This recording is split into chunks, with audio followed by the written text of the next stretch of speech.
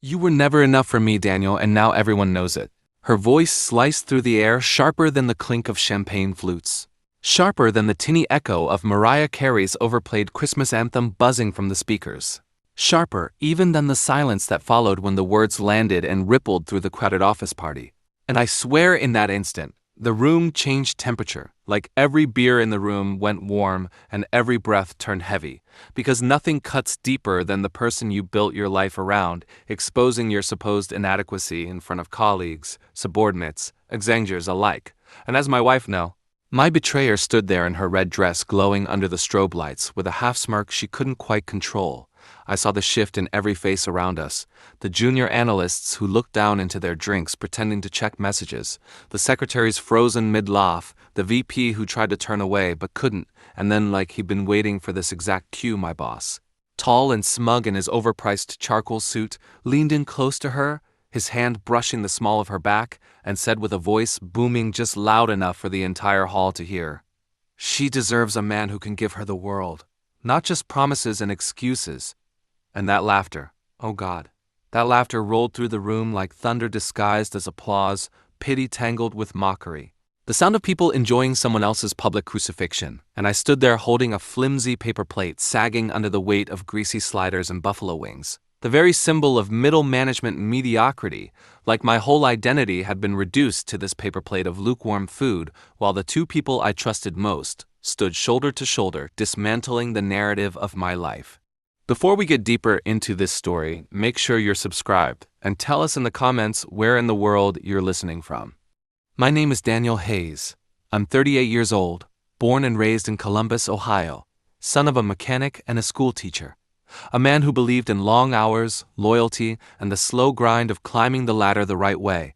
Though in this moment, with my boss's arm grazing the curve of my wife's waist and her eyes refusing to meet mine, I realized the ladder I'd been climbing had been leaning against the wrong wall the entire time, and every rung I thought I'd earned was just another step toward a stage I never wanted to be on, where humiliation played out under neon lights and cheap corporate banners that read, "Stronger Together," like some cruel joke. Now you should know this about me. I am not a man built for theatrics. I am not the type who throws punches in public or makes scenes that end up on shaky iPhone videos uploaded to Instagram with captions like, "Office drama gone wild." No, I'm the type who absorbs, who measures, who files every slight into a ledger only I can see, and though they didn't know it that night, not her, not him, not the crowd that looked at me like a car wreck they couldn't turn away from, I already had a card they didn't know about, a quiet advantage hidden in plain sight. And while they thought I was just another humiliated husband and disposable employee, I was silently winding the gears of a clock they didn't even realize had already started ticking toward their downfall. Maybe you think I'm exaggerating, maybe you think I'm dressing up a breakup as some grand tragedy, but betrayal is never just about the person who walks away, it's about the destruction of the story you've been building in your own head. The story of loyalty, of patience, of believing that showing up day after day would one day be enough, and when that story collapses, it doesn't just leave you empty, it leaves you haunted by the question of whether you ever really mattered at all. And in that hall, standing frozen while the party carried on like some grotesque cabaret, the only thing anchoring me was the steady weight on my wrist, a stainless steel Seiko my father had given me when I graduated college, not flashy, not expensive, but built to last. The kind of watch you wind with your own hand because time is too important to trust to a battery. And I remember glancing down at its scratched face, remembering the words my father told me the day he gave it to me. A good man isn't the one who wins the race, Danny. He's the one who keeps his pace no matter who's ahead of him, because one day they'll run out of breath and you won't. That watch was my anchor that night, a reminder that endurance is its own weapon, and though humiliation burned through me like acid, I promised myself silently, with the steel biting into my skin, that I would endure. I would keep pace. And when the moment came, when they were out of breath and thought they'd already won, I would strike in a way so precise it would feel like fate itself had turned against them. You might think I'm talking nonsense now, but let me take you back to how all of this began, because this story didn't start in that banquet hall. No, it started months earlier, maybe years, in the quiet erosion of trust, in the overlooked details, in the nights when she stayed late at the office, and I convinced myself it was dedication, not deception. In the little smirks my boss made when we discussed promotions, and I thought it was confidence, not condescension, and in the silence of my own gut instincts that I ignored because love, ambition, and loyalty have a way of blinding you until the blade is already inside you. The months leading up to that night were full of signs I refused to read, and as much as I'd like to tell you I was blindsided, the truth is I handed them the knife myself by choosing not to see the truth staring back at me every single day.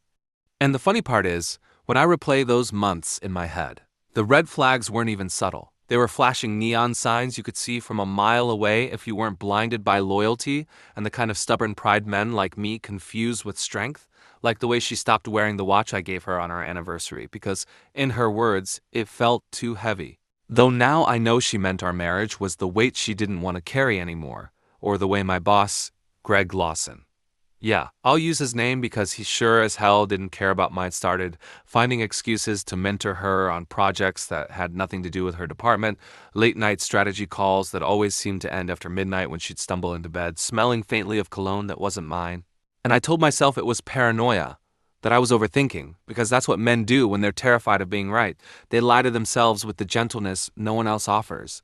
They whisper, "She's tired. You're tired. Life is just stressful." And they carry on like loyal draft horses dragging the weight of their denial.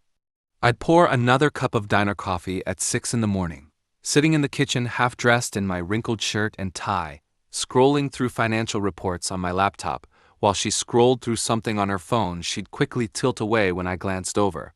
And I convinced myself that was normal, that everyone's marriage has gaps you just paper over with small talk and weekend plans that never materialize. And yet, as blind as I tried to be, the watch on my wrist kept reminding me, with every tick, that time reveals everything if you're patient enough. And even when my gut twisted, I knew if I waited long enough, the truth would show its face without me having to force it.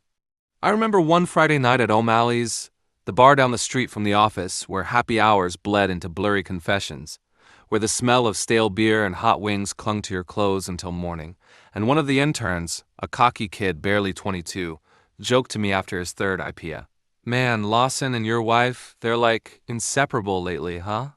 And then immediately backpedaled with a laugh when he saw my face. "Oh, I didn't mean it like that. I just meant they're always working together, but you know how drunk kids don't lie. They just stumble into truths they don't realize are dynamite," and I laughed it off too because what else could I do? But later that night when I was driving home with the window cracked against the stench of spilled beer, I gripped the steering wheel so hard I thought it would snap, and the ticking of the watch on my wrist was the only sound louder than the hum of the tires on wet asphalt. You ever notice how betrayal doesn't announce itself with a bang but a whisper? It comes in fragments. A lipstick stain that doesn't match her shade, a joke that cuts too deep, a meeting invite that doesn't include you, a birthday dinner where your boss orders her favorite wine before you even get a word in, and all those fragments pile up until one day the weight of them crashes down in the form of a sentence shouted across a crowded banquet hall. Now don't get me wrong, I wasn't some perfect husband. I worked late, I carried stress home. I snapped at small things like bills and car repairs and the damn lawn that never seemed to stay trimmed, but loyalty was the currency I paid in full every day. And if there's one truth I've learned, it's this: men in their 30s and 40s don't fear losing love. They fear wasting time. Because time is the one thing you never get back, and when someone steals it from you under the mask of partnership, it's not just betrayal. It's theft of the only asset that actually matters. That's why the watch matters in this story. It's not just metal and glass, it's proof that I valued every tick, and they didn't. Even in the midst of the unraveling, life didn't stop. I still hit the gym at 6 a.m., headphones blasting old Springsteen tracks because there's something about sweating through deadlifts to Born to Run that makes you feel like maybe you can outrun your problems, even if you know damn well they're waiting for you in the locker room after. I still drank the burnt coffee from the office machine, still bantered with the guys about the Browns finding new ways to lose, still carried on like everything was fine because men like me don't get the luxury of falling apart. We hold it together with duct tape and sarcasm until the dam breaks. And when I'd catch Lawson's smug smile in the conference room, or the way she'd sit just a little too straight when he was in the room, I told myself I'd deal with it later. I'd figure it out when I had time, because survival in adulthood isn't about fixing everything at once. It's about triaging what hurts the most and pretending the rest is fine until you can't anymore. But the truth was clawing at the edges of my sanity, and the night of the holiday party wasn't a surprise ending. It was the opening act of a play I'd been too cowardly to admit I was already starring in. And here's where the irony kicks in. While they thought I was the fool, while they thought I was the man being played in front of an audience, I had been preparing something quietly in the background. A detail so boring, so tedious, so utterly forgettable that no one noticed it but me. And in time, it would become the lever that shifted everything. I won't tell you what it was yet. That secret has to sit like a shadow until the right moment. But understand this. While they celebrated their little victory in humiliating me, the clock was already ticking against them. And every second they laughed, every second they whispered, every second they held each other in smug confidence was a second closer to the moment when all of it would collapse. Not by violence, not by rage, but by the kind of technicality that leaves no room for argument, only silence and ruin. So yeah, I stood there that night, humiliated, holding a soggy paper plate, my wife's words echoing, my boss's smirk branding itself into my memory, the crowd feasting on my shame like it was part of the catering menu, and while part of me wanted to scream, to break a glass, to storm out, I didn't. I smiled, or at least I think I did. Because I remember my cheeks hurting like I was forcing muscles to perform a trick they'd forgotten, and I nodded like the joke was on me, like I was too weak to fight back. Because sometimes the smartest move isn't to swing, it's to wait, and that's what I did. I waited, and waiting, as my father always said, is a skill most men never master. But the ones who do, they don't just survive, they win. When people ask how something like this happens, how a marriage crumbles and a career gets sabotaged in the same breath, they imagine there's a single moment you can point to, one definitive line where the before and after split clean. But that's not how it works. Not in real life, not in the quiet suffocation of modern adulthood, where everything bleeds together and loyalty rots in slow motion. No, what happens is a collection of ordinary moments that pile up until one day you're buried. Like the Saturday mornings when I'd wake up early to mow the lawn while she stayed in bed scrolling endlessly. And I'd think, this is the rhythm of partnership, division of labor, give and take, except there wasn't much give anymore. Or the evenings when I'd come home exhausted from 12-hour days at Lawson & Fitch, only to find she'd already eaten dinner without me, her plate washed, mine left in the microwave like an afterthought, and she'd claim she was too tired to wait, though somehow she had the energy to stay on the phone in hushed tones with someone she called a colleague. Which I later realized was just Greg Lawson sliding into her nights the way he had slid into every part of my life. Looking back, the most insidious part wasn't the betrayal itself, but the erosion of small courtesies, the subtle shift from we to me. And I've come to believe this. Betrayal rarely begins with grand decisions. It begins with laziness, with someone deciding it's easier to feed their ego than honor their promises. And once that line is crossed, it never uncrosses. Still, I played my role like the dutiful husband, paying bills, fixing leaks, showing up at family gatherings with a forced smile, even cracking jokes to deflect suspicion, because when you're in your 30s and 40s, you learn to use humor like duct tape, patching over the cracks so no one notices the foundation has already split. Like the night we went to her sister's place for Thanksgiving, and Lawson's name came up in casual conversation, and her mother chuckled and said, "He's such a charming man, isn't he?" And my wife's cheeks flushed in a way that had nothing to do with the wine, and I cracked a joke about how maybe her mom should date him if she liked him so much, and everyone laughed, but inside I was swallowing glass. Life kept rolling on like it does. Deadlines and commutes, the constant balancing act of trying to be a good employee and a good husband, and not realizing both jobs were already compromised. And I poured myself into the office, because work at least had rules, spreadsheets didn't lie, contracts had clauses, numbers lined up if you did the math right, whereas marriage was built on feelings. And feelings are the slipperiest currency known to man, impossible to balance when someone is secretly funneling their investment elsewhere. Lawson knew this. He knew me better than I thought, because he preyed on my need for stability, for order, the way a chess player preys on an opponent who's too focused on protecting his king to notice the pawns slipping off the board. And I see now that every mentoring session he offered me, every beer after hours, every pat on the back was less about guidance and more about studying me. Cataloging my blind spots, learning not just how to take my wife, but how to take my career without ever getting his hands dirty. That's the thing about betrayal, it's never random, it's a strategy, and the ones who execute it well make sure you don't even realize you've lost until the paperwork is already signed.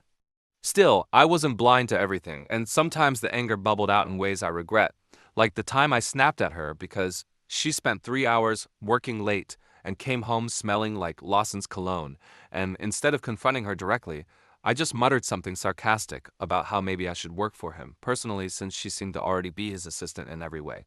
And she exploded, accusing me of jealousy, of insecurity, of being the reason she couldn't breathe. And I apologized, because that's what men like me do when we're desperate to keep the ship afloat. We take the blame even when the hole in the hull wasn't drilled by us.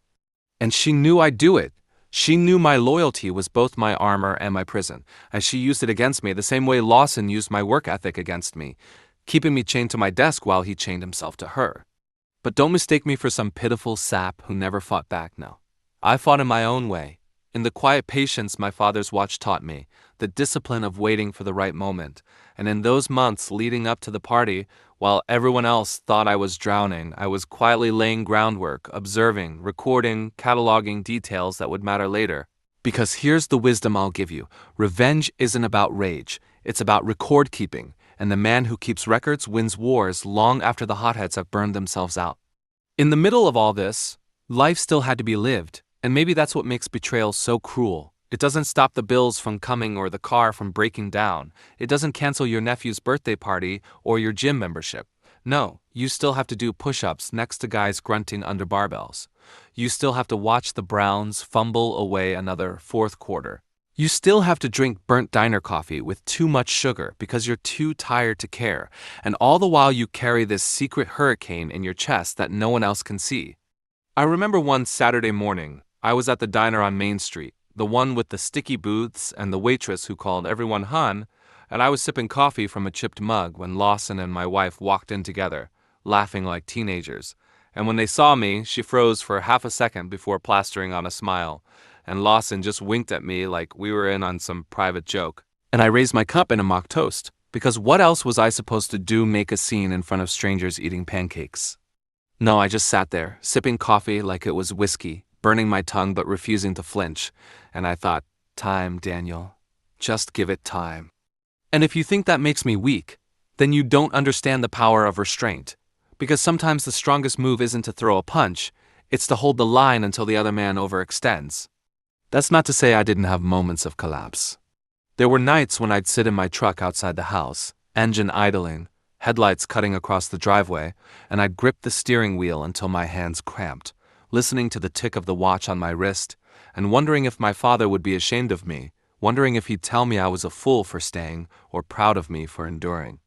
And sometimes I'd laugh bitterly at myself, thinking how ridiculous it was that a man with an MBA, a man who managed million-dollar accounts, couldn't even manage his own damn marriage, and I'd mutter jokes to the empty cab just to break the tension, like, "Congratulations, Hayes, you've officially been promoted to cuckold-in-chief." And I'd laugh until my chest hurt, because humor is the only way you can survive when your dignity is bleeding out.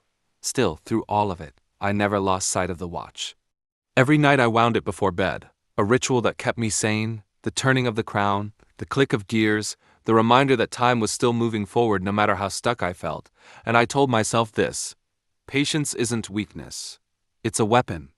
And if you take anything from my story, take that line, because it's the only reason I didn't explode before the plan had time to hatch. And so the stage was set, a wife drifting further into another man's arms, a boss tightening his grip on both my professional and personal life, colleagues whispering, friends avoiding eye contact, and me, Daniel Hayes, standing in the middle of it all like the punchline to a cruel joke I hadn't written but was being forced to perform, except they didn't realize that while they were laughing, I was already rehearsing the final act, and when the curtain fell, it wouldn't be on me. The thing about humiliation is that it doesn't end when the laughter fades, or when the crowd disperses to refill their drinks. No, humiliation lingers like smoke in your clothes. It seeps into your pores and follows you home. It keeps you awake at night, replaying every glance, every whisper, every suppressed chuckle you imagine was about you. And after that holiday party where my wife chose a microphone and a crowd to announce I was less than the man she thought she'd married, and Lawson, my boss, sealed the performance with his smug little punchline, I drove home with her sitting next to me, humming along to the radio, as if nothing had happened. And I remember thinking, this is it, Daniel. This is the lowest point. But I was wrong. Because the real damage wasn't done in a single night. The real damage came in the days and weeks that followed, when the humiliation metastasized, when colleagues began treating me differently, when Lawson found excuses to cut me out of meetings, when clients who used to return my calls suddenly directed their questions to him, and even in my own house, the silences stretched longer. Her eyes wandered further, and I realized the party wasn't a singular insult. It was the opening act of a campaign to erase me. And that's when the paranoia sets in, when you start noticing the little things you would have brushed off before, like how Lawson always seemed to know which accounts I was chasing, or how my wife suddenly had opinions about business strategies she'd never cared about in the past. And at first you tell yourself you're imagining it, that you're becoming bitter, but then one night you catch a glimpse of her laptop open on the kitchen counter, and there it is, a half-written email to Lawson about an internal discussion we'd had at dinner. Details that were supposed to be between husband and wife, but had somehow transformed into intel for my competitor. And I swear in that moment my ears rang so loud I couldn't even hear her footsteps coming down the stairs. But I snapped the laptop shut and pretended I hadn't seen it, because sometimes pretending is safer than revealing just how much you know. That was the night I stopped being a victim and started being a historian, because if rage had guided me, I would have confronted her, thrown the laptop against the wall, screamed until the neighbors called the cops. But rage doesn't build cases, rage burns them. And so instead I became methodical, writing down dates, times, conversations, little anomalies, because while they thought they were playing me, I was quietly building a dossier. And here's where my profession became my shield. When you manage accounts worth millions, you learn to see patterns in numbers, to track discrepancies, so subtle most people miss them. And I began applying that same skill set to my life, turning betrayal into spreadsheets, feeding my heartbreak into formulas until it began to make sense. And what emerged was undeniable. Lawson wasn't just sleeping with my wife, he was siphoning my career through her, using her access to me as a back channel, and every contract, every negotiation, every strategy session I thought was private was being leaked straight into his pocket. But here's the twist they never saw coming. I wasn't as blind as they believed. See, Lawson thought he had me boxed in, thought my loyalty made me predictable. But what he didn't know was that months earlier, in one of those late-night contract reviews he never bothered to attend, I had spotted something buried deep in the fine print of our biggest deal, a clause so arcane and technical it might as well have been invisible to anyone without my obsessive eye. And while Lawson and the board celebrated the signing, I tucked that clause away in my mental vault like a loaded gun I might one day need. It was boring, dull even, the kind of legal language that makes eyes glaze over, but hidden inside was a leverage point worth tens of millions, and I alone knew it existed. And as I watched my wife feed him scraps of my work, as I watched him grow bolder in cutting me out, I kept thinking, go ahead, take it all, build your empire on my back, because when I pull the pin on this clause, the whole damn thing comes down. Of course, you can't live on revenge alone, not day to day, so I played my part, smiled at the office, nodded when Lawson cracked jokes at my expense, even brought coffee to meetings just to reinforce the illusion of compliance, and at home I acted the fool, pretending not to notice the late nights, the sudden showers after errands, the way her phone was always face down on the table. And I told myself it wasn't cowardice, it was strategy, because here's another truth. In war, information is ammunition, and you never shoot before you've stockpiled enough to guarantee a kill. But I won't lie to you, the act wore me down, and there were nights I felt like a ghost, haunting my own life, wandering through rooms where laughter used to live, hearing echoes of promises that no longer meant anything, and in those moments, I clung to the watch on my wrist like a lifeline, listening to its steady tick as proof that I was still moving forward, even if it felt like I was standing still. What stung the most wasn't even the betrayal itself, but the arrogance of it. The way they assumed I was too meek, too naive to ever fight back. And I started noticing how people looked at me differently, as if I were a man to be pitied, a tragic figure too broken to recover. And let me tell you something. Pity is more corrosive than hate. Pity makes you want to claw your own skin off just to remind yourself you're still a man. And every time I caught that look in someone's eyes, I filed it away, adding it to the ledger of debts that would one day be paid in full. But I didn't let it show. No. Outwardly, I was the same Daniel Hayes, reliable, polite, maybe a little quieter than before, but still present, still dependable, and that's the greatest trick I ever pulled, convincing the world I was fading while in reality I was sharpening. Slowly, I began planting seeds of my own. Small things at first, Innocuous comments in meetings that hinted at doubt. Questions about projections that seemed harmless but nudged others to second-guess Lawson's decisions. Subtle enough that no one traced it back to me. I wasn't sabotaging him outright, not yet. I was softening the ground, preparing it for the day I dropped the bomb, and every night I'd review my notes, refine my plan, and whisper to myself, "Patience, Daniel, patience."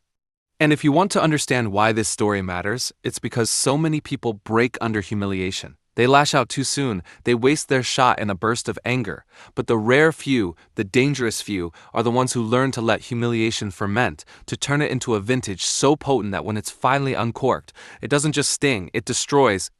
By the time winter gave way to spring, I had transformed from a man crushed by betrayal into a man coiled with intent.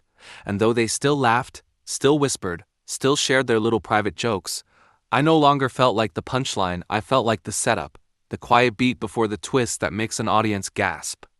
And that's where I'll leave you for now, with the image of me, Daniel Hayes, humiliated husband, discarded employee, sitting at my desk with a faint smile no one understood, winding my father's watch as the second hand swept forward, and thinking, they believe they've already won. But they've forgotten one simple truth. Time is always on the side of the man who knows how to wait. Revenge does not begin with fire and fury. It begins with whispers, with shadows, with invisible adjustments that no one notices until the walls are already shifting around them. And as winter melted into spring, I found myself no longer defined by the humiliation I had endured, but by the clarity it had given me. For once you accept that the people closest to you are capable of betraying you without hesitation, you become free from illusion, and that freedom is intoxicating because it allows you to see the world as it really is, stripped of sentiment and wishful thinking. And so I began my work, not with grand gestures or dramatic confrontations, but with the smallest, quietest moves, the kind that seemed like nothing until added together they formed a pattern no one could escape. My mornings still looked the same to the untrained eye, coffee at the same diner, newspaper folded in neat halves, a nod to the waitress who knew my order, but in reality each morning was reconnaissance, each article clipped and underlined, each market report highlighted for future use, because while Lawson strutted around the office basking in his stolen glory, I was mapping out fault lines in the very foundation of the empire he thought was uncheckable. And at home, my wife, though, it feels almost obscene to still call her that, continued her little dance of deception. Late-night texts she thought were hidden, perfumed showers after errands that took too long, and I let her think I remained oblivious, because the longer she believed she was playing me, the more careless she became, leaving crumbs I could gather, a trail I could follow until I knew not just what she was doing, but how she justified it to herself, and that knowledge was more valuable than rage, because rage ends a game, but knowledge lets you win it. The first tangible step came at work, where I began resurrecting my reputation in subtle increments, not by demanding recognition or confronting Lawson directly, but by positioning myself as indispensable in the places he overlooked. Because here's the truth about men like Lawson. They are addicted to the spotlight, they crave applause, and in chasing it they leave behind unattended corners where real value hides. So I inserted myself into those neglected spaces, the mid-tier clients who felt ignored, the vendors whose concerns never reached the top table, the junior staff whose loyalty could be purchased with something as simple as acknowledgement. And slowly I rebuilt my network, brick by brick, below his line of sight.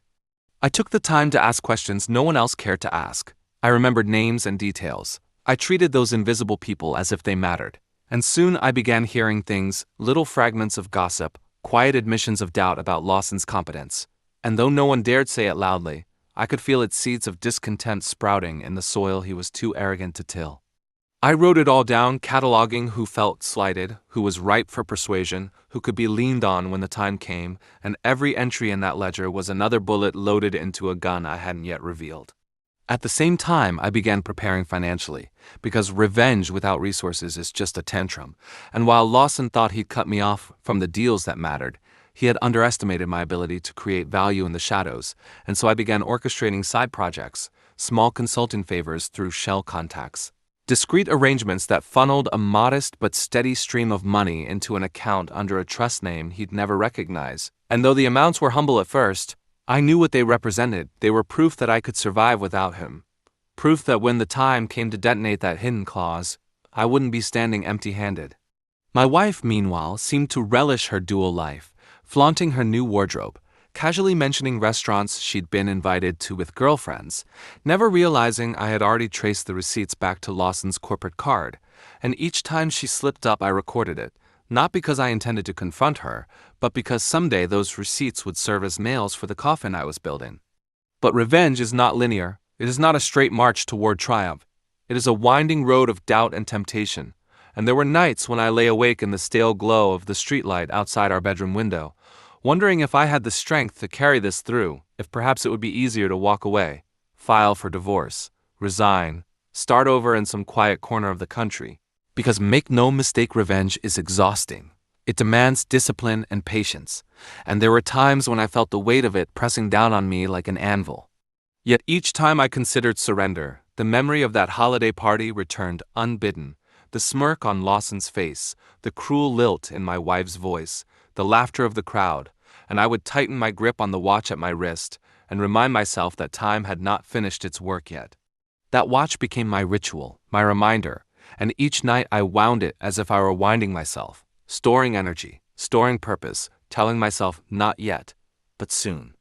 The turning point of that spring came one afternoon in April when I received an unexpected call from a client who had once been firmly in Lawson's camp, a mid-sized logistics company that had grown disillusioned with his flashy promises and shallow follow-through, and the CEO confided in me, almost apologetically, that they were considering shifting their account but didn't know who to trust, and in that moment, I saw the door crack open. I didn't pitch myself directly, that would have been too obvious. I simply asked questions, pointed out possibilities, showed concern where Lawson had shown arrogance, and by the end of the call, the CEO said something that made my pulse quicken. "Daniel, you've always been the steady one." It was the first time in months that someone had spoken to me not as a pitiful figure, but as a man of worth, and I hung up the phone with a surge of energy so sharp it almost felt like intoxication. That phrase, "the steady one," echoed in my head, and I realized that was my angle. Not brilliance, not flash, but steadiness, reliability, patience, the very traits they had mocked me for, the traits my wife had ridiculed as weakness, were the ones I would wield like weapons. Around this time, I also began toying with Lawson's ego, ever so gently feeding it morsels that inflated his confidence while nudging him toward overreach, because men like him cannot resist the lure of bigger risks dressed up as easy wins. And so I began framing questions in meetings that flattered his ambition, suggesting expansions or initiatives that sounded lucrative but carried hidden complexities. And Lawson, drunk on his own superiority, would wave me off and claim them as his own ideas, rushing to implement them without doing the homework I had already quietly begun. Each misstep he made added to my arsenal, each overextension another brick in the trap I was constructing, and I took careful notes, never drawing attention to myself, content to let him believe I was still the ghost in the room. Meanwhile, my wife's complicity grew more obvious, her whispers into her phone late at night, her sudden interest in corporate strategy she barely understood, and rather than confronting her, I leaned into the act, feeding her select pieces of information I knew would find their way to Lawson, tidbits that seemed useful but were actually misdirections. And soon I had the pleasure of watching my betrayal pipeline become a weapon I controlled, turning her treachery into my signal flare, my way of steering Lawson where I wanted him without ever revealing my hand. There were moments when the absurdity of it all hit me sitting across from her at dinner, nodding as she pretended her friend Marissa had called with good news, while I knew full well Lawson was on the other end of the line. Or watching her put on a necklace I recognized from a boutique receipt signed in Lawson's name, pretending I didn't know, and I would feel a hollow ache in my chest, a longing for the simpler truth of companionship that would never return. But I swallowed it, because longing is useless in the face of betrayal, and if I let sentimentality weaken me, I would lose everything. Instead, I used those moments to harden my resolve, to remind myself that love may fade but humiliation calcifies, and I had no intention of carrying that calcification as a burden when I could reshape it into a blade. By late spring, the outlines of my plan were becoming visible even to me, though still hidden from everyone else. Build loyalty among the overlooked, encourage Lawson's overreach, document every slip, and when the time was right, trigger the legal clause buried in that contract like a landmine under his empire. But plans require patience, and patience requires faith, and the test of that faith came one Saturday morning when I found myself at the diner again, flipping through the paper, when a familiar voice said my name, and I looked up to see an old colleague, someone who had left the company years earlier after clashing with Lawson, and in his eyes I saw recognition, not pity, not disdain, but a kind of quiet solidarity. We talked for an hour, catching up on nothing in particular, but beneath the small talk was a current of possibility, a reminder that I was not alone, that the web of resentment toward Lawson extended further than I had realized, and as I shook his hand and watched him leave, I thought to myself, this is how empires crumble, not in a single blow, but through the quiet alignment of those who have been wronged. So I kept aligning, kept listening, kept waiting, and though the laughter from that holiday party still echoed in my memory, it no longer cut me the way it once had, because now I understood that every laugh was an investment, every smirk a contribution to the debt they owed me, and the debt was accruing interest. The watch on my wrist ticked on, steady, relentless, reminding me that time was the ally of the patient, and I whispered to myself again and again, not yet, but soon. By the time summer arrived, I had learned to live in the duality of patience and urgency, that strange state where you know the endgame is coming but you cannot rush toward it, and so you sharpen your tools while the world mistakes your silence for surrender. And I became almost invisible to those who had once mocked me, a shadow in the corner of meetings, a quiet nod in hallways, a forgotten presence at company gatherings. But invisibility was my weapon because unseen men are underestimated men, and underestimated men move freely through spaces others guard too loosely. So I drifted like smoke through Lawson's empire, recording everything, nudging here, manipulating there, until slowly but unmistakably the cracks began to form. Lawson, blinded by his need to be adored, had thrown himself into expansions that looked spectacular in press releases but were flimsy in execution, and I had fed him just enough false confidence to make him reckless, steering him toward clients notorious for their volatility, industries with paper-thin margins, and suppliers with hidden skeletons, all while I positioned myself as the quiet anchor for the accounts he deemed beneath him, cultivating relationships that seemed small but were solid, steady, the kind that pay out in loyalty rather than headlines. And it didn't take long before whispers began to circulate that Lawson might be overstretched, that perhaps he wasn't as invincible as he projected. At home, the theater continued, my wife draping herself in new dresses, her smile growing sharper and colder, as if the more she aligned herself with Lawson, the less she needed to pretend with me. But what she never realized was that I had turned her into my perfect courier, feeding her carefully chosen tidbits I knew she would deliver straight into Lawson's ear, and watching with quiet satisfaction as he acted on them, convinced he was outmaneuvering me while in truth he was following my choreography, step by step. It was a dangerous game, to let her believe she was clever, to endure her sly glances across the dinner table when she thought she was deceiving me. But the humiliation that once cut so deep had become my disguise, and I wore it willingly, knowing every ounce of arrogance she displayed only added to the blindness that would destroy her. Yet there were nights when the weight of it pressed down on me harder than I care to admit, nights when I sat alone in the dark study while she slept in the bedroom we no longer shared, staring at the glow of the city through the window and asking myself if perhaps I had lost too much of myself in this campaign, if perhaps in building this labyrinth of deceit I had become just as hollow as the people I sought to destroy. And the temptation to throw it all away, to scream the truth into the night, to leave with nothing but my dignity gnawed at me like hunger. But each time the thought of surrender lingered, I would reach for the watch, wind it slowly, hear the steady click of gears, and remind myself that patience was not weakness. It was my greatest weapon, and weakness belonged to those who could not wait.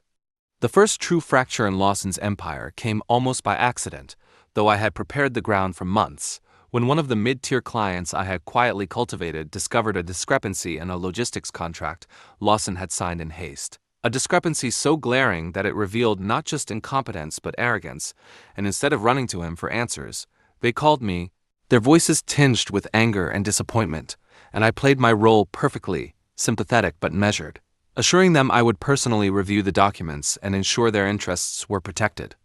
What they didn't know was that I had already seen the flaw weeks earlier, already anticipated that it would erupt, and when it did, I positioned myself as the steady hand who caught what Lawson had missed, and the gratitude in their voices was almost intoxicating. Word spread quickly in quiet channels that while Lawson was flashy, it was I who was reliable, and though no one dared say it aloud in board meetings, I could feel the balance of respect shifting, imperceptible but real, like the tide pulling back before a storm. Lawson, predictably, did not notice, or rather, he noticed only enough to become defensive, lashing out in meetings, belittling staff in ways that exposed his insecurity, and every outburst only deepened the private doubts of those around him. My wife, eager to play her role as his confidant, began parroting his frustrations at home, repeating how ungrateful the team was, how hard he was working, how no one appreciated his brilliance, and though she thought she was sharing secrets, all she did was confirm what I already knew, that his facade was cracking, that his need for validation was metastasizing into paranoia, and that paranoia would make him sloppy. I began pushing harder, seeding larger pieces of misinformation through her, suggestions of opportunities that looked lucrative, but were laced with traps, and each time she smirked at me as if she were mocking my ignorance. I smiled inwardly, because I knew she was not mocking me. She was playing her part in a performance she did not even know she was cast in. Still, the deeper I wove this web, the more dangerous it became, because every deception required precision. Every lie demanded a memory sharp enough to keep track of 1,000 moving parts, and there were moments when fatigue nearly unmasked me. Moments when Lawson would look at me across the boardroom table with narrowed eyes as if some instinct told him I was no longer the broken man he believed me to be. And in those moments I had to summon every ounce of discipline to drop my gaze, to play the role of the overlooked relic, because the smallest slip could unravel everything. And yet, strangely, those moments exhilarated me because they reminded me I was alive, that I was no longer drifting in humiliation but steering towards something vast and irreversible, and though it terrified me, it also made my blood race in ways I had not felt since my youth. One evening in July, as the heat clung to the city like a second skin, I returned home to find my wife waiting with a glass of wine in hand, her smile unusually wide, and she announced casually that Lawson was considering a massive new partnership overseas, an expansion that would cement his legacy, and I had to bite my tongue to keep from laughing, because I knew exactly where that idea had come from.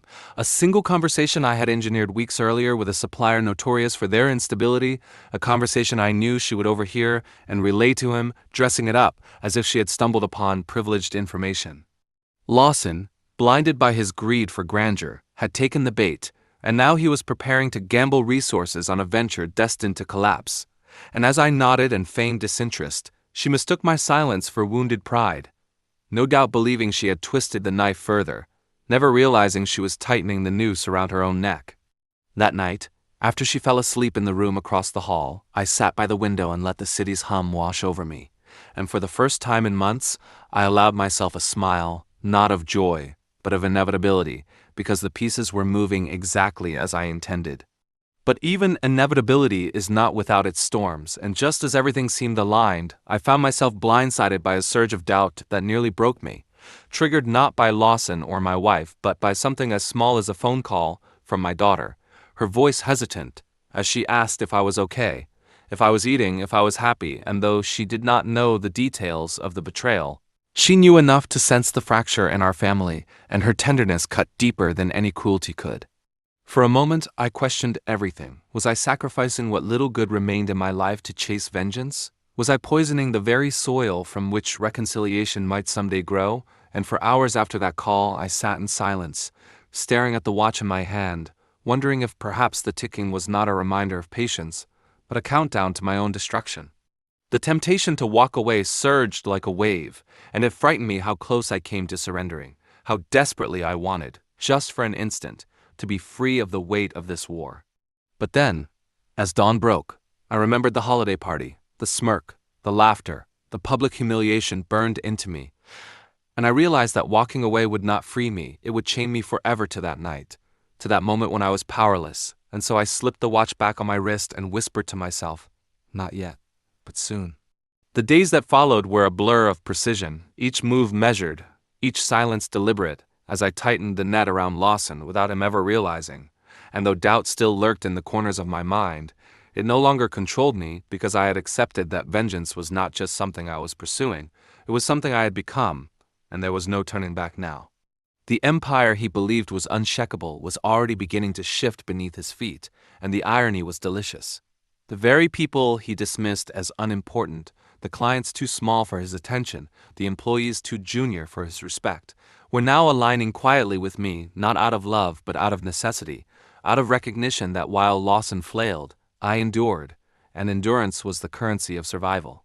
And so I waited, patient as the tide, knowing the first visible collapse was near, and when it came, it would not be subtle, it would not be deniable, it would be the kind of fracture that once begun could not be repaired, the kind of break that reveals the rot inside the foundation, and I promised myself that when it happened, I would not rush forward to claim victory. I would remain steady, unseen, until the weight of his own arrogance brought the entire structure down upon him. The watch ticked on, steady, relentless, each second a reminder that time was not his ally but mine, and I whispered into the silence again, "Not yet, but soon."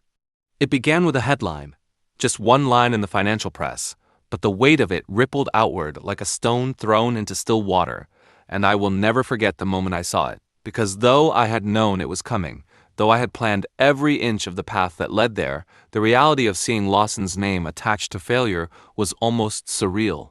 As if the universe itself had finally acknowledged the rot I had carried in silence for so long, the words blaring across the page. Lawson Group's overseas expansion falters amid scandal, and beneath it the details unspooled exactly as I had known they would, suppliers accused of fraud, contracts voided, shipments stalled, regulators circling like vultures. And suddenly the empire that had always seemed unbreakable looked fragile, brittle, its cracks illuminated for all to see. I sat in my study that morning, the watch ticking on my wrist, and I read every line of the article slowly, savoring it like a long-awaited meal.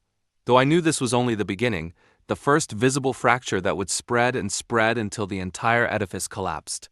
Lawson, predictably, reacted not with humility but with fury, storming into the office as if volume could substitute for control, berating managers, firing 2 junior staff members who had nothing to do with the deal, demanding loyalty speeches in meetings where silence had once sufficed, and with each tantrum he confirmed what I already knew. A man who has to shout to be obeyed is a man who no longer commands respect. I watched from my seat at the boardroom table, head bowed just enough to seem cowed, but inside I was studying every face around me, and I saw it, the shift, subtle but real, the way colleagues who once laughed too loudly at his jokes now exchanged glances when his back was turned, the way investors who once fawned over his vision now checked their phones during his presentations. And though no one dared say it aloud, the truth was spreading. Lawson was not invincible, he was bleeding, and the sharks were beginning to circle. At home, the performance faltered as well, though my wife clung desperately to her illusions, returning one evening with an edge of panic disguised as irritation, pacing the kitchen as she muttered about how unfair the press was, how they twisted the story, repeating phrases I recognized as Lawson's because he had no words of his own beyond self-pity. And for the first time I saw a flicker of doubt in her eyes, a hesitation that betrayed the question she dared not voice. Had she backed the wrong man? I said nothing, only sipped my coffee and let her rant, because silence was my sharpest blade, and the more she filled the air with defensive words, the more she revealed the erosion of her certainty. She wanted me to argue, to engage, to show her I still cared enough to be hurt, but I had learned that indifference was more powerful than confrontation, and so I simply let her unravel. That night, when she thought I slept, I heard her phone buzz again and again. Short, urgent vibrations, and I knew without looking that it was Lawson. Panicked, desperate, clutching at her for reassurance, and though once that knowledge would have gutted me, now it only confirmed how far he had already fallen. Like Lawson, do not beg for comfort unless they sense the walls closing in. The collapse of the deal did more than dent his pride, it bled money, real money, millions lost in guarantees, penalties, and wasted infrastructure, and as the losses mounted, the empire that once seemed endless began to shrink, first in whispers of budget freezes, then in the sudden absence of catered lunches at the office, then in canceled projects that had been trumpeted as cornerstones of the company's future, and each cut was another crack in the facade. Clients grew nervous, investors restless, and the press relentless, circling with questions Lawson could not answer, and though he tried to spin every setback as a temporary storm, his desperation showed in the sweat on his brow, the tremor in his voice, the way he avoided eye contact in meetings where once he had thrived on it. The louder he insisted that all was well, the more obvious it became that it was not, and I knew then that the moment I had waited for was not some distant horizon, but a gathering thundercloud already breaking overhead. And still, I played my part, the overlooked relic, the quiet figure in the corner, offering small, steady suggestions that seemed practical rather than visionary. And it was precisely that steadiness that began to draw people to me, quietly, discreetly, like moths to a hidden flame. A junior analyst stopped me in the hallway to thank me for a patient explanation I had given. A mid-tier manager sought me out for advice when Lawson dismissed her concerns. An investor called me directly one evening, his voice low and urgent, asking if I thought Lawson's plan was sustainable. And though I answered carefully, with just enough ambiguity to avoid exposure, the message was clear. They were beginning to see me not as the humiliated man Lawson had paraded months ago, but as the quiet survivor, the one who endured when Lawson flailed, the one who might yet guide them through the storm. Each of these moments was small, almost invisible on its own, but together they formed a tide, and tides, once they rise, do not fall back quietly. Lawson, of course, sensed it, though he could not name it, and his paranoia sharpened into obsession. He began demanding loyalty in strange ways, insisting that managers toast to him at dinners, forcing staff to stay late for speeches that rambled into incoherence, and even dragging my wife into board-level conversations where her presence was both inappropriate and awkward, as if parading her beside him could humiliate me further. But what he never understood was that humiliation had lost its sting. I had burned through it, transformed it into armor, and now it was he who was exposed. The sight of him leaning too heavily on her, whispering too urgently, showed everyone what I had long known, that his strength was an illusion propped up by fragile dependencies, and illusions, once doubted, shatter quickly. The final blow of that summer came during the quarterly review, a meeting that had once been Lawson's stage, the place where he dazzled investors with grandiose visions, but this time the spotlight revealed only his cracks.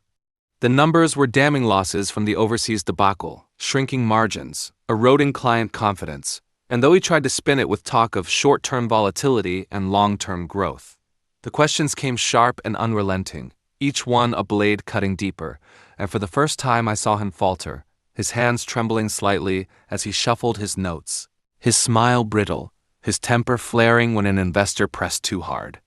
And then, as if the universe wished to punctuate the moment, one of the very clients I had quietly cultivated stood up and declared, bluntly, that they would be withdrawing their account, citing concerns about stability. And though no one looked at me, I felt the air shift. I knew some of them suspected my hand in it, though they could not prove it, and that uncertainty was delicious. Because fear of the unseen is always more powerful than proof. After the meeting, Lawson stormed out, slamming doors, his entourage trailing like nervous shadows, and my wife hurried after him, her heels clicking too fast, her face pale, and I walked slowly behind, calm, deliberate, savoring the reversal. Once, not long ago, it had been me rushing to catch up, me trying to explain, me shrinking beneath his shadow while she glowed in his orbit. But now it was he who staggered, he who grasped at scraps of dignity, and she who clung to him like a woman, realizing too late that the ground beneath her was crumbling. That night, when she returned home, she tried to mask her fear with bravado, talking about strategic pivots and new opportunities, parroting his empty phrases, but her voice quivered, and I could see in her eyes the truth she dared not say. She was terrified. I poured myself a drink, raised it silently, and let the moment linger, because I wanted her to feel the weight of silence pressing against her words, wanted her to know, without me ever saying it, that I had already won more than she could ever take from me. And so the fracture widened, no longer just a private rot but a public wound, visible to clients, investors, employees, even the press, and though Lawson still strutted and shouted, still tried to project invincibility, the world had seen behind the curtain, and once the illusion is broken, it can never be rebuilt. He was no longer the untouchable titan. He was a desperate man propped up by arrogance and fear, and I was no longer the humiliated relic. I was the quiet storm gathering strength behind him. The watch ticked on, steady and merciless, and I whispered to myself once more, not yet, but soon. The days that followed were a theater of unraveling, and Lawson, once a man who strode through rooms with the arrogant certainty of a king, became something more pitiful than his worst critics could have imagined. A paranoid tyrant clawing at shadows, lashing out at anyone who so much as paused before agreeing with him, and I could feel the tide turning in real time. Not just in numbers or reports, but in the subtle shifts of posture, in the quiet refusals to laugh at his jokes, in the way meetings that used to thrum with forced admiration now sank into tense silence broken only by his barked demands for reassurance. He had always been cruel, but cruelty with power has a terrible kind of dignity, a warped nobility that bends people to its will, and once that power begins to slip, the cruelty remains, but without the aura of control, it becomes farce, it becomes desperation, and that was what he had become, a desperate man clawing to hold together the shards of a crown that was already broken. I watched it all, every detail, from my seat at the periphery, my silence sharper than any words could have been, because he could not stop himself from glancing at me now, as if expecting mockery or defiance, and though I gave him nothing, I knew my restraint was the loudest thing in the room, because it forced him to hear the echo of his own failures. His paranoia grew like a fever, infecting every decision he made. He began summoning executives to late-night meetings that dragged until dawn, scribbling on whiteboards with manic energy, inventing schemes to claw back what had been lost, each more reckless than the last. And the men and women who once vied for his approval now looked at one another with weary dread, as if trapped on a sinking ship commanded by a captain steering them into the rocks. He accused long-standing clients of disloyalty, insulted investors during calls, berated employees for imagined betrayals, and though I never once contradicted him, he saw ghosts in my silence, convinced that every calm word I spoke carried hidden daggers, and I let him believe it because fear of the unseen enemy corrodes a man from the inside faster than any open attack. The tragedy, if one can call it that, was how much of his downfall he orchestrated with his own hands. I needed only to whisper once or twice, to nudge a single conversation, and his paranoia did the rest, turning colleagues into enemies, allies into doubters, my wife into something she had not expected to become. A liability, for though she still clung to him, still sought to assure me at home that Lawson was rebuilding. I could see the cracks widening in her devotion, the way she came home later and later, her voice ragged from arguments she tried to hide, her perfume sharp enough to mask the scent of fear clinging to her skin, and one night, after yet another of his midnight tirades spilled into the press, she sat at the edge of our bed with her face in her hands and whispered almost to herself, "He's losing it." I did not answer, I did not comfort her, I did not even move. I simply let the silence stretch until she lifted her head and saw me watching her, calm, unflinching, and I think in that moment she realized that whatever she had chosen, whatever betrayal she thought had freed her from me, she had only traded one cage for another, and the bars of Lawson's were closing faster. That recognition made her restless. Desperate, and desperation is dangerous, but it is also predictable, and I had learned long ago that predictable enemies destroy themselves with minimal guidance. Lawson's empire crumbled in increments, each collapse more public than the last. First came the investors who pulled out discreetly, then the clients who announced their departure loudly, with press releases that painted him as unstable, then the employees who resigned en masse, whispering that their futures could not be tethered to a sinking ship. The press, once eager to fawn over his grandiose declarations, now circled like wolves, publishing exposes on reckless spending, secret debts, and whispers of corruption, and though not all of it was true, it did not matter, because truth matters less than perception, and the perception was clear. Lawson was failing. His response was to double down, to pour more money into half-baked ventures, to demand personal loyalty oaths in meetings that bordered on the absurd, to berate anyone who questioned him as a traitor, and through it all I remained steady, measured, a shadow of patience in a room full of panic. And slowly, imperceptibly at first, that steadiness began to draw gravity. People glanced at me during his tirades. They deferred to me when his answers spiraled into nonsense. They sought me out quietly afterward, asking if I thought the company could survive, and I gave them what they needed. Calm, measured words that neither promised nor denied, that hinted at possibility without committing, and the ambiguity itself became a lifeline. Because in the void left by Lawson's madness, even the suggestion of calm was enough to anchor their hope.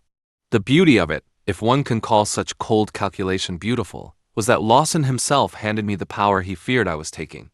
In his rages he pointed to me as the silent schemer, the one undermining him, and though I never contradicted him, those accusations planted the seed in others' minds, not of guilt, but of competence.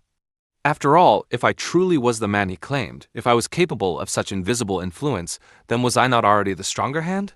Was I not perhaps the leader they had been blind to all along? His paranoia, meant to isolate me, only elevated me, and every time his eyes burned into me with suspicion, he confirmed for others what they had begun to sense. I was the man he feared, and fear is its own kind of power.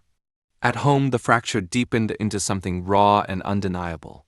My wife, once radiant with the thrill of her betrayal, began to wither beneath the strain of propping up a man unraveling, and I could see in her every gesture the erosion of what little satisfaction she had once drawn from humiliating me. She wanted comfort, reassurance, even pity, but I gave her nothing, and that nothing was worse than rage, because rage would have meant I still cared.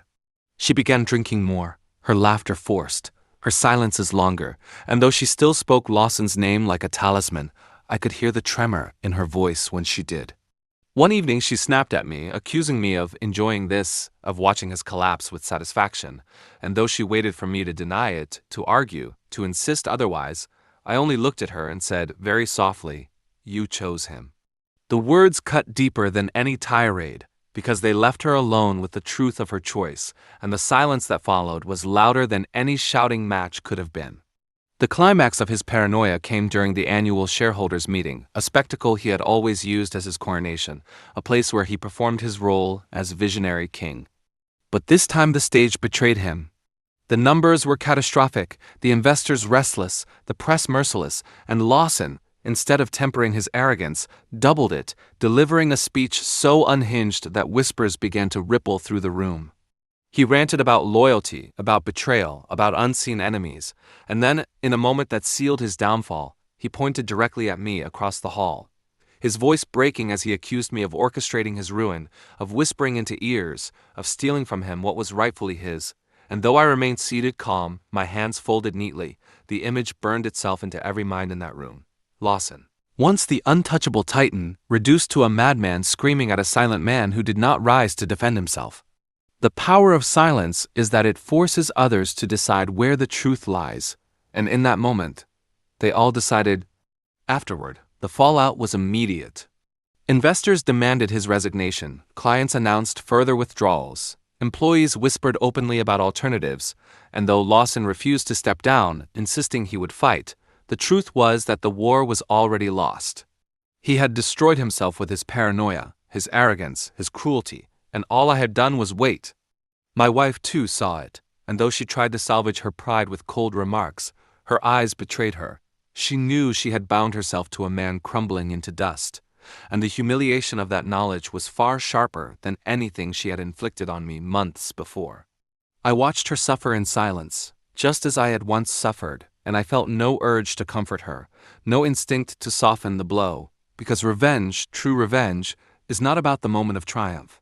It is about the mirror, the reflection of pain returned to those who once inflicted it, and she now lived with that reflection every day. And so, as Lawson's empire staggered, as his voice grew hoarse from shouting into the void, as his eyes grew wild with suspicion and fear, I remained exactly as I had been from the beginning. Calm, patient, silent, the steady tick of a watch marking time until the inevitable. The beauty of revenge is not in the strike itself, but in the slow inevitability of collapse, in the knowledge that you need not destroy a man when his own hand is already on the knife. And Lawson, in his arrogance, had carved every wound himself. When the dust of the shareholders' meeting finally settled, when the last of Lawson's furious declarations had faded into the corridors of a building that no longer obeyed him, a silence spread through the company like a verdict, and it was in that silence that my presence began to grow heavier, not because I spoke or demanded attention, but because absence itself had made me larger. People sought me out not in open displays, but in quiet nods, in subtle deferments, in the way their eyes lingered on me when decisions needed to be made, and Lawson's voice rang hollow, and it was then, standing in the wreckage of his credibility, that I understood the shift had already taken place, that though I had done nothing but endure, the endurance itself had elevated me into the role he had feared all along. I had not wrested power from him. He had bled it out in front of them all, and my calm had absorbed it drop by drop until it was mine. Yet, what fascinated me was not the power itself, but the way people clung to me in their uncertainty, because I represented not ambition but stability, not noise but silence, and silence was suddenly the rarest currency in a world drunk on chaos. I moved carefully, deliberately, never overstepping, never appearing eager, for the surest way to spook a wounded beast is to reveal the knife too early, and Lawson, though maimed, was still dangerous, still clawing at the edges of his crumbling throne, and I wanted him to feel every fragment of its collapse before the end. At home, the war was subtler but no less vicious, because my wife, caught in the widening gyre of Lawson's disintegration, had begun to fracture under the weight of her choices, and though she tried to mask her exhaustion with sharp remarks and brittle laughter, her body betrayed her. The slouch of her shoulders, the tremor in her hands, the late night staring at the floor as if searching for a door that no longer existed. She had once believed she had traded upward, leaving me for a man of vision, a man who humiliated me with the power of his empire, but what she now clung to was not a king but a crumbling ruin. And in her eyes I could see the torment of that realization, the humiliation of watching her chosen savior become the spectacle of the city's ridicule. She wanted comfort, she wanted me to break, to rage, to remind her I still cared enough to fight for her, but I gave her nothing, and that nothing was heavier than any accusation, because she had betrayed me for a man who was now despised, and she lived every day in the mirror of that shame. Sometimes I caught her staring at me, searching for softness, for a crack in my armor, but I had long since learned the strength of stillness, and I knew that the greatest revenge was not in gloating but in watching her twist under the weight of her own choices. Lawson, meanwhile, grew more erratic, his paranoia mutating into delusion. He began hiring private investigators to follow employees he suspected of betrayal. He demanded access to personal emails. He installed surveillance software that only deepened the exodus of staff, and every act of control only underscored his loss of it. Investors began reaching out to me directly, quietly, cautiously, asking my perspective on how things might stabilize, and though I offered no promises, only careful assessments, I could hear in their voices what they really sought. They wanted me to lead, to step forward into the vacuum he had created, and though I knew patience was my greatest weapon, the temptation of that moment was intoxicating. Yet I held back, because revenge is not fulfilled by seizing what is offered too quickly. It is fulfilled by watching the man who once humiliated you choke on the absence of it. And Lawson was not yet at the point of surrender. He still believed, in some deluded corner of his mind, that he could claw back the empire slipping through his fingers. The true turning point came in the form of a deal he tried to strike with a rival firm, a desperate gamble meant to inject life into his dying empire. He marched into the negotiation as though he still carried the weight of his former title, but the rival CEO treated him with barely disguised contempt, offering terms that would have gutted him completely. And when Lawson refused, storming out with threats and curses, the rival leaked the meeting details to the press. Overnight, headlines blared his humiliation. Once powerful Titan begs for rescue, laughed out of the room. I watched the stories spread like fire, and I knew then that his fall was no longer contained to the company. It was now public property, fodder for gossip, ridicule, and scorn. My wife could not bear it. She avoided newspapers, turned off the television, flinched at every mention of his name. But humiliation has a way of seeping into every corner, and she could not escape the whispers, the pitying glances, the sharp laughter disguised as sympathy. And I, silent at the dinner table, present but unmoved, became the mirror she dreaded most, because in me she saw not only the man she had abandoned, but the man who had survived, who had endured, who now stood unscathed while her chosen protector crumbled into ruin. The irony was exquisite. Lawson had once defined himself by humiliating others, by wielding power as a weapon to crush and belittle, but now he lived every day as the object of ridicule, mocked not just by enemies but by those who had once groveled at his feet. His arrogance, once mistaken for confidence, now looked like madness. His temper, once mistaken for strength, now looked like weakness. And every day that passed stripped him further of the illusions he had built his life upon. He called emergency meetings with dwindling attendance. He shouted into phones that no longer connected him to power, and in his eyes I could see the dawning realization that he was alone, truly alone, and that the world he had ruled had turned against him, not with defiance, but with indifference, which is far crueler. And yet, even as his empire withered, I remained patient. The temptation to strike, to finish him off, was strong, But I knew that true ruin is not delivered by the hand of another, it is realized in the mind of the fallen. So I let him spiral, I let him burn bridges, I let him scream accusations into the void, and I let my silence become the gravity that others clung to. By the time whispers of a leadership change grew louder, I did not have to campaign, I did not have to conspire. The decision was already made in the minds of those who mattered. They did not want Lawson, they wanted survival, stability, and I represented both without having lifted a finger to claim them. And that was the greatest irony of all. The man who had mocked me, who had humiliated me in front of those I loved, who had stolen what was mine, was undone not by my fury, but by his own hand, and the throne he once sneered from was now offered to me freely, not because I demanded it, but because no one else remained who could bear its weight. The beauty of timing, I had come to realize, was not in rushing toward it but in recognizing its inevitability, the way a clock hand does not leap but glides, silent and certain, toward its mark. And in those days after Lawson's humiliation had gone public, I began to sense that the hand was nearing midnight, that the long patience I had endured was aligning with opportunity. And so I began, quietly, carefully, to shape the angles of his collapse.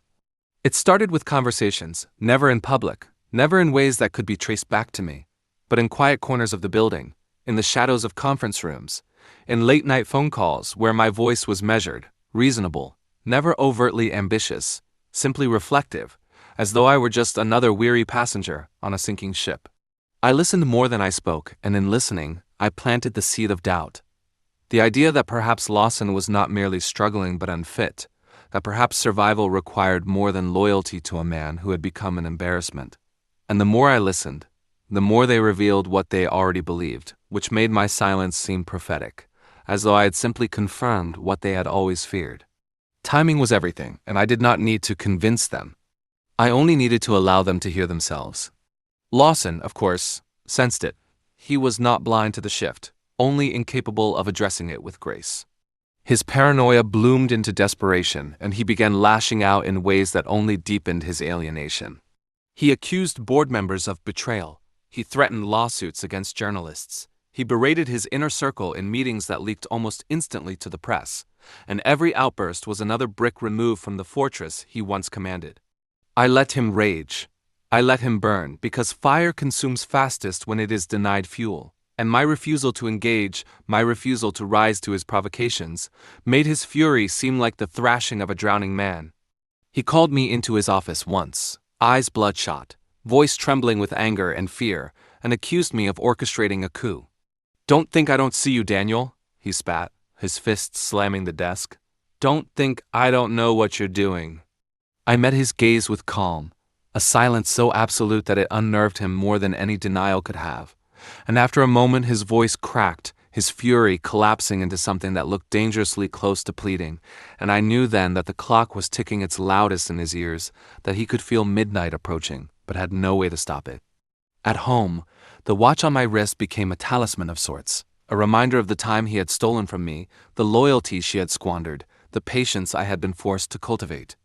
I wore it deliberately, not ostentatiously, but with a quiet consistency that she could not ignore, and sometimes I caught her eyes flicking toward it, as if the ticking itself was mocking her, reminding her of all the hours she had wasted in the arms of a man who was now disintegrating before the world. She grew restless, irritable, snapping at small things, pacing at night, unable to sleep while I rested soundly beside her. And though she never spoke it, I knew she was beginning to dread the possibility that my silence was not indifference but judgment, that I was not merely enduring but keeping score, waiting for the final tally. Once, in a moment of weakness, she asked me outright, "Do you hate me, Daniel?" And the question hung in the air like smoke, suffocating and unanswerable, and I simply shook my head with the faintest trace of a smile, because hatred would have been easier for her to bear than indifference. And she understood, in that moment, that my silence was not forgiveness but exile, that I had already withdrawn to a place she could never reach. Meanwhile, Lawson's empire continued to crumble, and I guided the collapse with invisible strings. When junior executives came to me for advice, I told them to follow their conscience, to do what they thought best for the survival of the company, and in that vagueness lay a hidden dagger, because survival meant distancing themselves from him, and every decision they made without his approval was another cut he could not heal. When investors asked my opinion, I deflected with careful neutrality, but my tone carried the unspoken weight of inevitability. change was coming, whether they admitted it or not. And when the press sought comment, I gave them nothing but polite silence, which only fueled their speculation, because silence from me now meant presence, it meant gravity, and Lawson's noise meant weakness. I did not need to attack him. He was attacking himself, and I was simply ensuring that every swing of his blade cut deeper into his own flesh. The final straw, as it so often is in tragedies like this, came from within.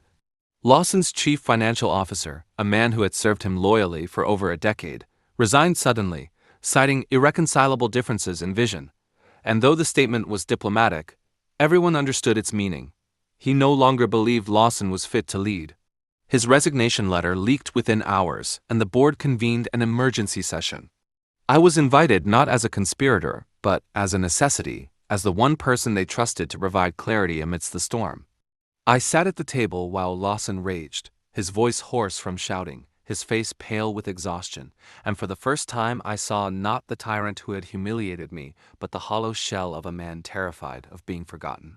He banged his fists, he threatened resignations, he accused the CFO of cowardice, and then, when the board asked me for my perspective, I paused, letting the silence stretch until it became unbearable, and finally I spoke with the measured calm of inevitability. The company needs stability. That was all I said, nothing more, nothing less, but the weight of it was enough to tilt the room, because everyone knew stability was not Lawson. Stability was me. Afterward, Lawson confronted me in the parking garage, his rage trembling on the edge of collapse. "You think you've won, don't you?" he hissed, his voice breaking. "You think they'll choose you over me? You think she'd choose you?" The mention of her, my wife, his mistress, hung between us like a knife, but I did not flinch, and my silence cut him deeper than any words could have. He lunged as if to strike me, then stopped himself, realizing that even violence would not save him now, that every gesture he made only confirmed his unraveling. He staggered back, shaking his head, muttering to himself as though he were already speaking to ghosts, and I watched him go, my watch ticking steadily on my wrist, each second a countdown to the end he could no longer avoid. By then, the city no longer laughed at him. They pitied him, which was far worse. Journalists wrote of his decline not with ridicule but with the detached fascination reserved for fallen idols. Employees avoided him in the hallways, their eyes lowered, their bodies stiff with discomfort, and even my wife began avoiding his calls, as if his voice itself carried contagion. He was no longer the man she had chosen over me. He was a liability, an embarrassment, a ruin she could not escape, and her silence toward him was its own betrayal, a quiet abandonment that mirrored mine. And as the days turned into weeks, as the board prepared the final motion of removal, I felt the clock hand nearing midnight, the moment I had waited for all these years, and I knew that soon, very soon, the time for patience would end, and the time for revelation would begin. The thing about traps is that they are most effective when the prey believes he still has choices, and in those final weeks leading to Lawson's fall, I constructed the illusion of choice so carefully, so elegantly, that even he believed he could still claw his way back if only he moved fast enough, if only he made the right allies, if only he silenced the right enemies. But the truth was the board had already turned. The investors had already decided, and all I had to do was let him run in circles until exhaustion carried him exactly where I needed him to be. The plan was never to strike with a blade. It was to set the table, arrange the candles, and invite him to sit in the chair he would believe was a throne, but was in fact a scaffold, and he stepped toward it with the desperate eagerness of a man convinced salvation was still possible.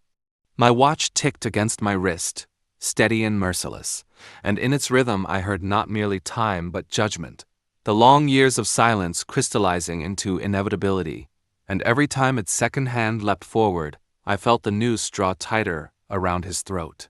The first strand of the trap was financial, because money is the oxygen of power, and Lawson's empire was suffocating. He had always prided himself on bold risks, on debt leveraged against future promises, on expansion fueled by charm and bravado, but now the creditors were no longer charmed, the banks no longer dazzled by his speeches, and I made sure of it by whispering to the right analysts, by leaking the right numbers, by allowing just enough doubt to blossom into panic. The timing was exquisite, a quarterly report that revealed stagnation, a sudden downgrade from a ratings agency, an anonymous article hinting at internal chaos, and though none of it could be traced back to me, the accumulation was fatal. Lawson scrambled to reassure them, convening emergency calls, making wild promises of rebounds and new partnerships, but the more he promised, the less they believed, because credibility, once lost, is never regained, and his credibility had rotted the way fruit spoils when left too long in the sun. The CFO's resignation had already poisoned the well, and now even his most loyal investors began quietly withdrawing, their silence a louder condemnation than words could ever be. The second strand was personal, because empires do not fall by numbers alone. They fall when the people inside them stop believing in the man at the top. I watched the slow erosion of his inner circle with the detached satisfaction of a surgeon, watching a tumor shrink under the knife. The ones who had once laughed at my humiliation now avoided Lawson in hallways, their conversations clipped, their loyalty thin, their eyes darting to me as if testing where the future lay. I did not court them. I did not need to. My restraint was the seduction, because restraint looks like confidence, and confidence is the rarest currency in a collapsing kingdom.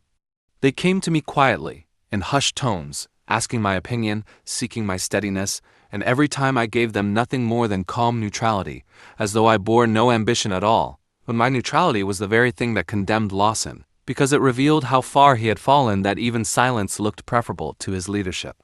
His paranoia worsened, his temper flared, and when he screamed at them, when he accused them of treachery, when he demanded their loyalty with fists clenched and veins bulging, he only confirmed the betrayal he feared, and one by one they slipped away, abandoning him not with dramatic exits, but with the quiet finality of people who no longer saw a future in his shadow.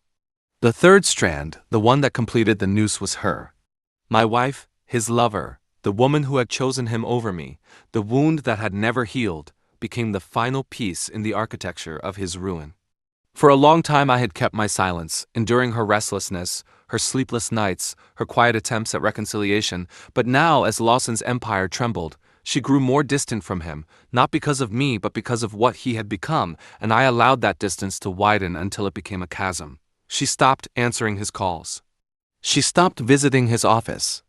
She stopped defending him when whispers reached our home. And though she never admitted it, I could see the regret gnawing at her. The recognition that she had gambled everything on a man who was now nothing but a cautionary tale.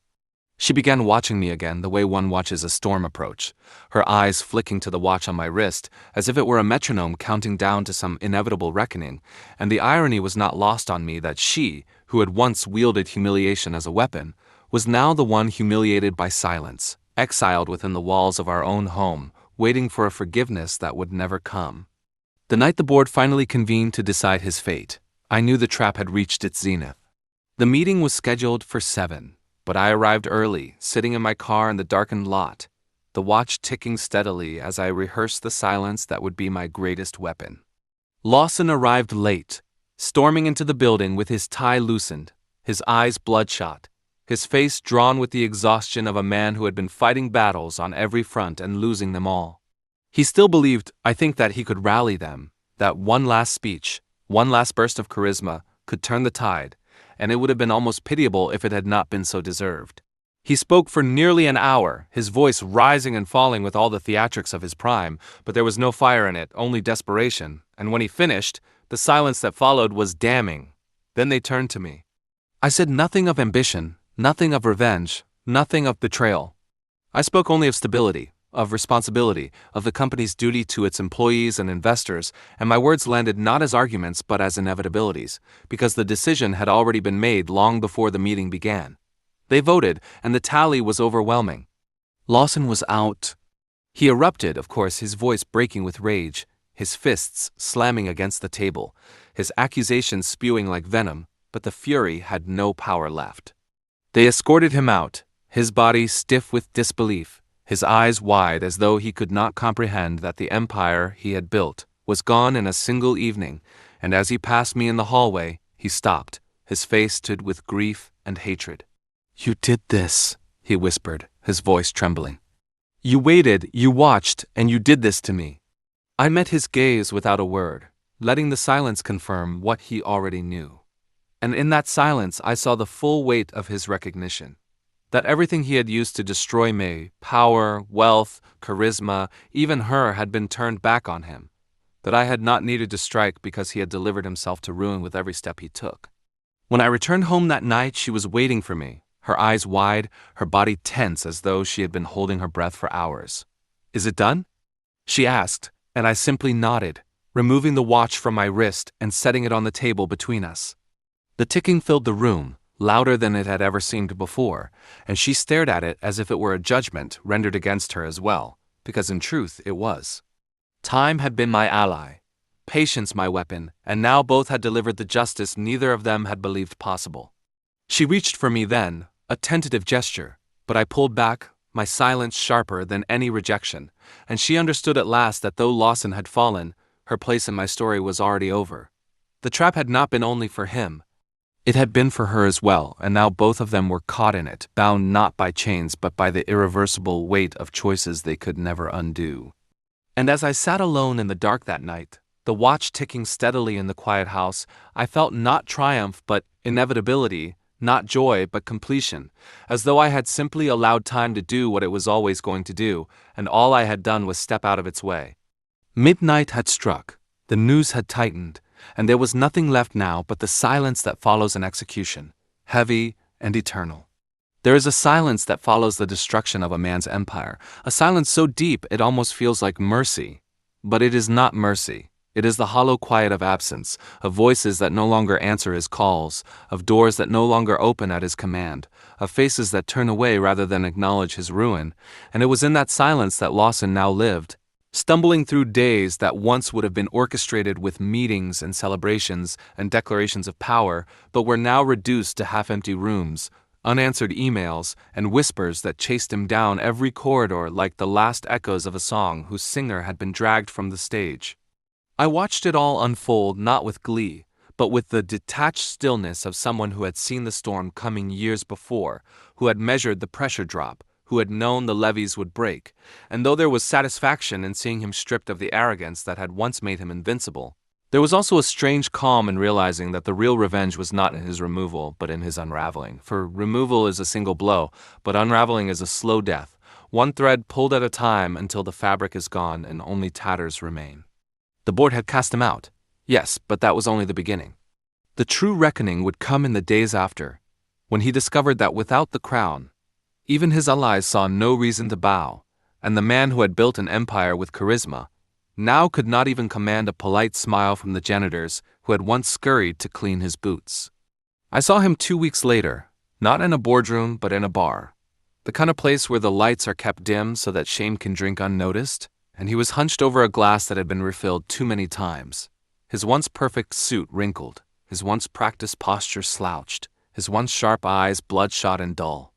He did not see me at first, and I might have let him wallow unseen, but fate, or perhaps the cruel hand of time, whose ticking had always been my ally, placed us in the same space, and when he finally looked up and our eyes met across the room, I saw not the predator who had destroyed me, but the carcass of one, gutted and hollowed, still twitching as though unaware it was already dead.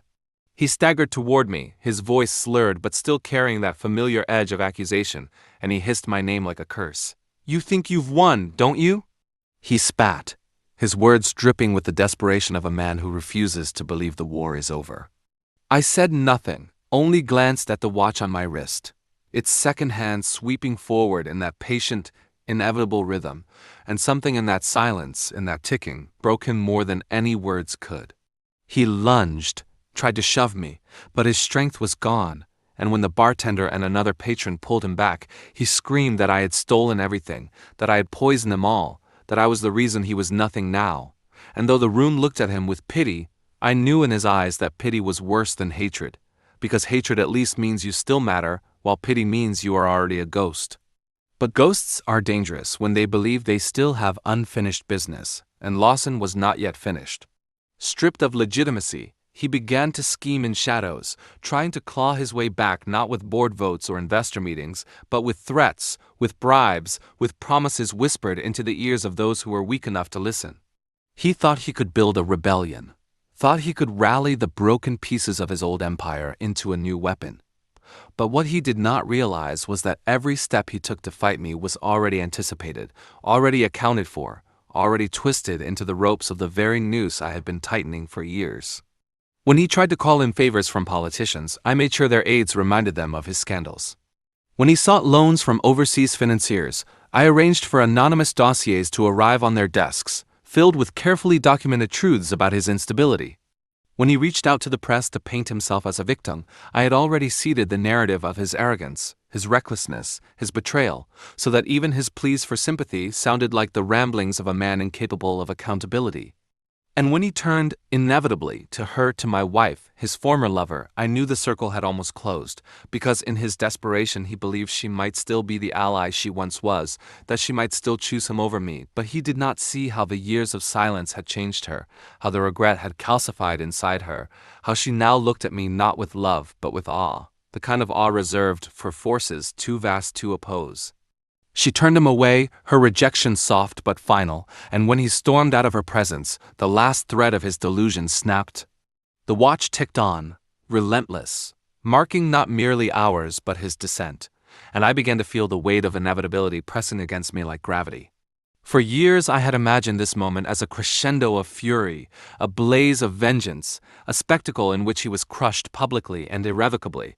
But now that it was here, I realized the most devastating revenge was not in fire but in silence, not in a sword through the heart but in the suffocating inevitability of time itself.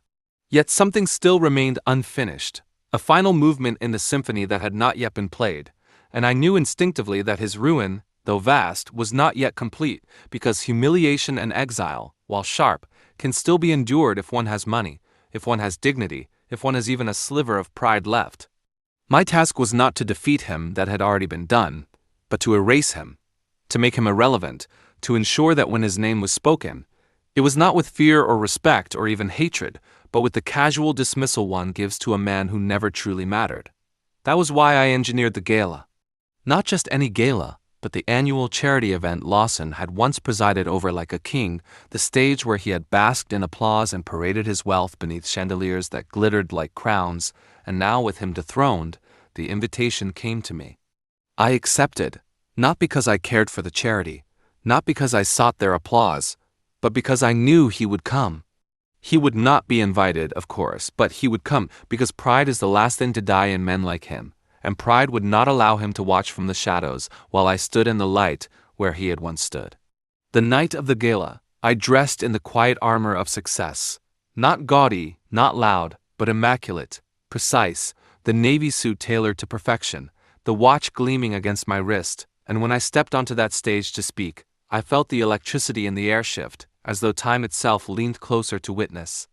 I spoke not of him, but of resilience, of patience, of loyalty, of the way time rewards those who endure, and in the crowd I saw faces light with recognition, not of me as a man but of me as the inevitable force that had replaced him. And then I saw him, in the back of the hall, his face pale with fury, his eyes burning with the humiliation of watching me claim the very spotlight that had once belonged to him. He could not bear it. He erupted, shouting from the shadows, his voice cracking, his accusations tumbling into the quiet air like stones into a glass pond, and the audience turned, first with confusion, then with discomfort, then with pity, and I knew at that moment the final act had begun. He raged about betrayal, about conspiracies, about how all of them had abandoned him for me, and though every word may have contained some fragment of truth, truth spoken in desperation sounds like madness, and madness is death in the court of public opinion. Security tried to lead him out, but he resisted, his voice breaking, his hands trembling, and I remained still on the stage, silent, my eyes on the watch, letting the ticking speak the words I would never utter. Your time is over. When they finally dragged him out, his cries echoing through the hall, the audience shifted their gaze back to me, and in that gaze I saw not just approval but allegiance, as though in witnessing his fall, they had chosen me not merely as a replacement, but as the rightful heir to the space he once occupied. But heirs inherit more than thrones. They inherit burdens, and as I stood there beneath the chandeliers, the applause rising again, I realized the final stage of my revenge was not about taking his place, but about erasing the very possibility of his return. He had been stripped of power, stripped of allies, stripped of dignity, but still he existed, still he fought, still he screamed from the shadows, and until that voice was silenced completely, until time itself devoured him into irrelevance, the revenge would not be complete.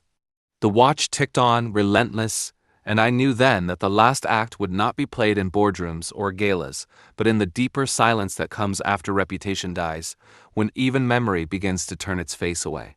The countdown had begun, and all that remained was to let the hands strike midnight one final time. The days after the gala were the days of unraveling, when the fragile illusion Lawson had been clinging to finally split open to reveal the rot beneath. And though the crowd had witnessed his humiliation with pity, pity quickly curdled into dismissal.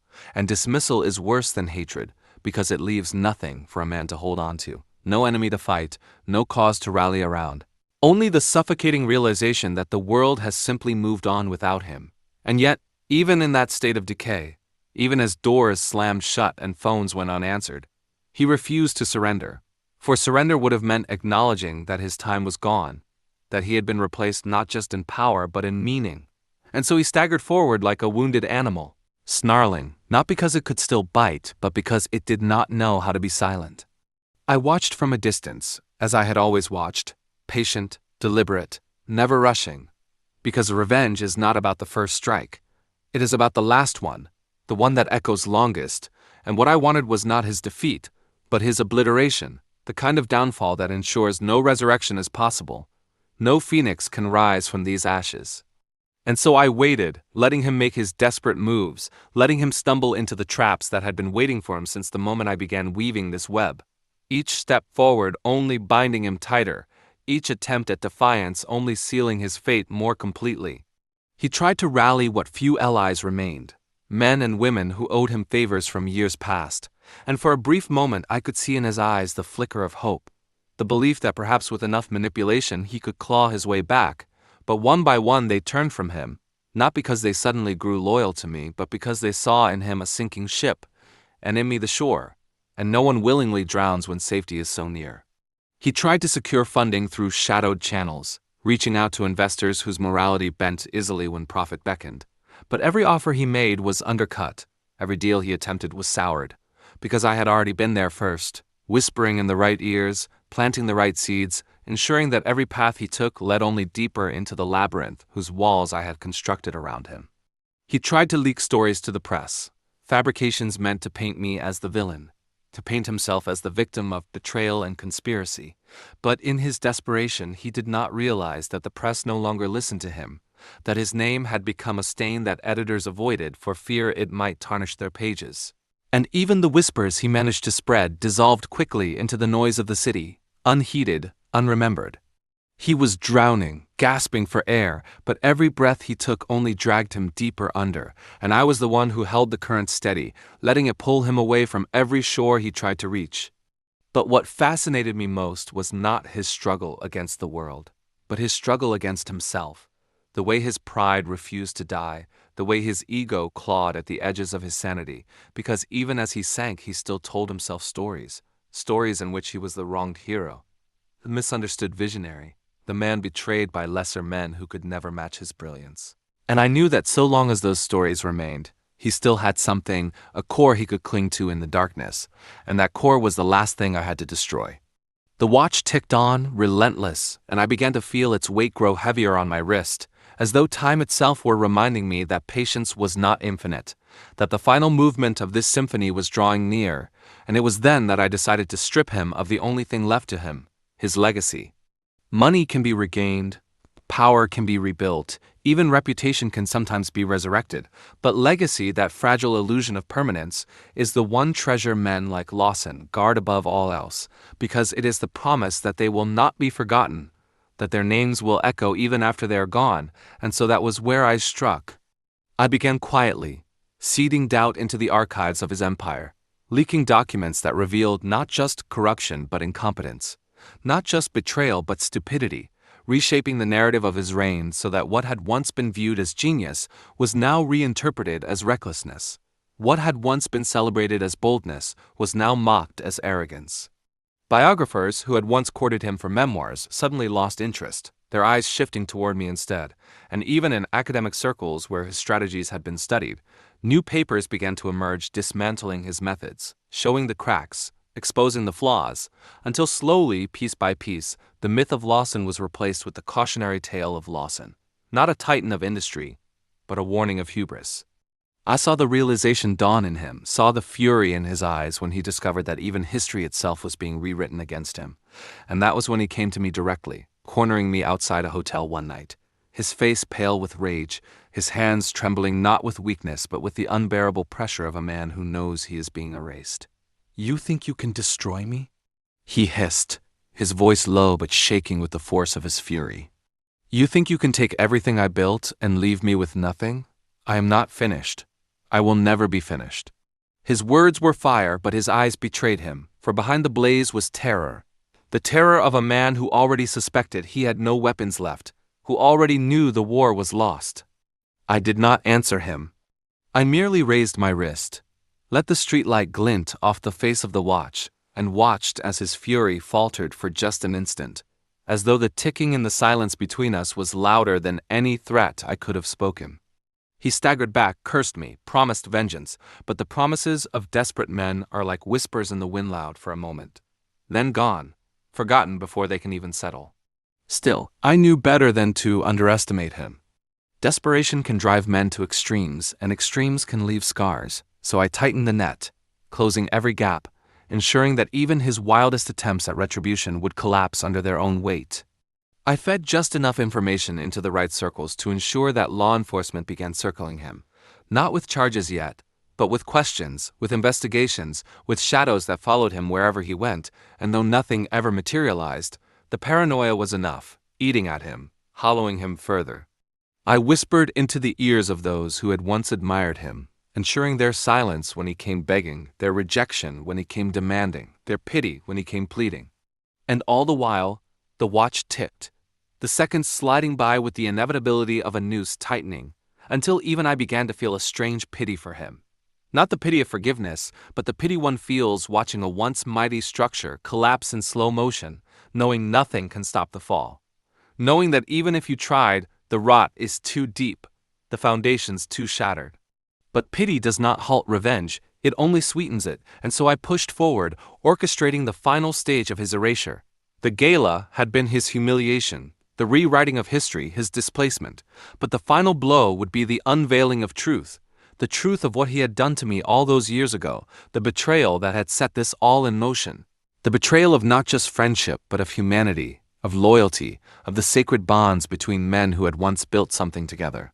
For years I had held that truth close, hidden it, nurtured it like a seed, but now was the time to plant it, to let it grow into a forest of judgment that would suffocate whatever dignity he still thought he possessed. I prepared the evidence carefully, ensuring every detail was flawless, every document undeniable, every testimony irrefutable, and then, at the precise moment, I released it. Not with fanfare but with precision, letting it spread through channels he could not control until it was everywhere, until the world saw not just his fall but the reason for it. Until they understood that his empire had been built not on genius but on betrayal, not on vision but on theft, and when the tide of public opinion turned fully, when the last of his defenders fell silent, I knew that the erasure was almost complete. Almost.